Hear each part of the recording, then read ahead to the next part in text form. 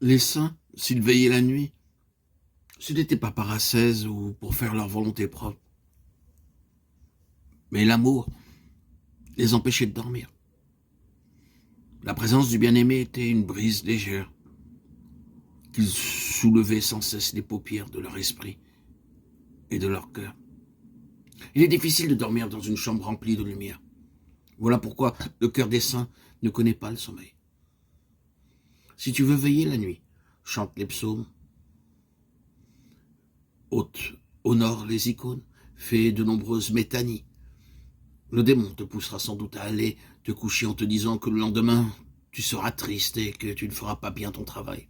Ah, toi, avec la grâce de Dieu, de lui montrer le contraire. Si c'est impossible, alors c'est le signe qu'il va aller mieux te coucher. Mais en tout cela, abstiens-toi de faire ta volonté propre et livre-toi au discernement de ton higoumène. Veillez et priez pour ne pas entrer en tentation. Les métanies nous aident à veiller et à prier. Notre corps doit participer aussi à l'adoration. Les métanies délivrent notre corps de l'engourdissement. Les attitudes traditionnelles de la prière chrétienne sont différentes des exercices physiques que l'on peut trouver dans d'autres religions. Une métanie dans laquelle on a mis tout son amour et son respect nous rapproche davantage de Dieu et nous acquiert davantage d'humilité qu'une heure passée dans la position de lotus. Tiens-toi debout en souvenir du matin de Pâques. Élève les mains vers Dieu en sacrifice de louange. Prosterne-toi dans la poussière et souviens-toi de ton péché. Tiens-toi à genoux et adore celui qui est Dieu, au-delà de tout. Une génuflexion faite avec amour t'apprendra plus de choses qu'un livre. Tiens-toi assis sur une pierre, ferme les yeux ou dirige-les vers ton cœur et souviens-toi de celui dont tu es le temple. Prosterné, assis ou debout, il est vivant, celui devant qui tu te tiens. Marche en sa présence. Sois comme le veilleur qui attend l'aurore. Qu'est-ce que la pureté de cœur?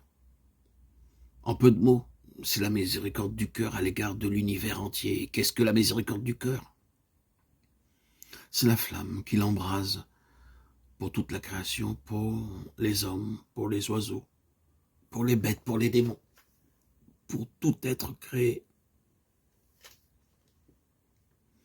Quand il songe à eux, ou qu'il les regarde, l'homme sent ses yeux s'emplir des larmes d'une profonde, d'une intense pitié qui lui étreint le cœur et le rend incapable de tolérer, d'entendre, de voir le moindre tort ou la moindre affliction endurée par une créature.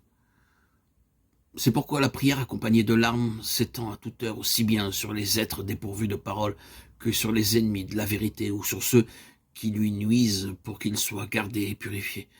Une compassion immense et sans mesure naît dans le cœur de l'homme et l'assimile à Dieu. Saint Isaac.